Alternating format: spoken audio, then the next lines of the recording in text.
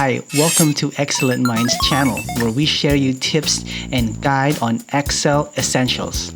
Today, we will be talking about one of the Excel essentials in data analytics this time, and that is basic data cleaning.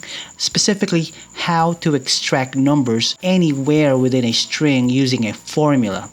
Now, before we begin, please like and subscribe so you don't miss out on our new and excellent tutorials on Excel essentials. In data analytics, we are usually given raw data that comes from many sources that needs cleaning. Sometimes we only need specific data within a string. For instance, extracting numbers anywhere within a text. The method used in this formula uses the functions text join, mid, row, indirect, len, and if error. The formula is entered as an array formula and is done by holding Ctrl and Shift, then pressing Enter after writing it. In other words, the formula tells Excel to evaluate the array of characters within the text one by one and finds out if they are numbers. If they are returned as the same values as numbers. If they are not, it considers them as empty values. It merges or joins all these values and ignores empty values, resulting to returning just the numbers. But how does this formula tell if the character is a number? Well, it uses the calculation of Excel when the value is multiplied to the value 1.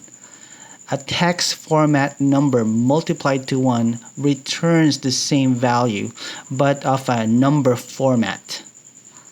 A non-numeral text multiplied to 1 is an error value tag. How does the rest of the formula work in detail? Let's start with the first statement that Excel evaluates in this formula. The indirect function. This function returns the reference specified by a text string. In our formula, that text string is the text 1, then concatenated to the length of the cell or the number of the character a text string has in the cell we are evaluating for numbers.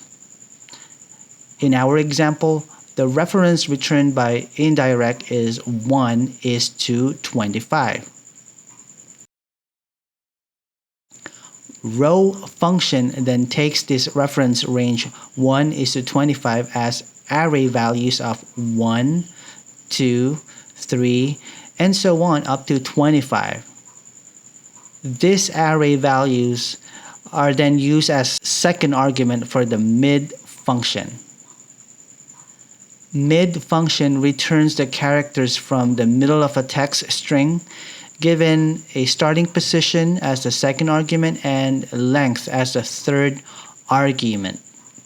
In our example, our mid function's second argument for the starting position are the array values we got from the row function, which are 1 to 25. Our third argument for the mid function will have to be the value 1, so that the mid only returns one character at a time in an array. Our mid function in our example should now return the array values S, R, T, space 1, 0, 0, 0, and so on.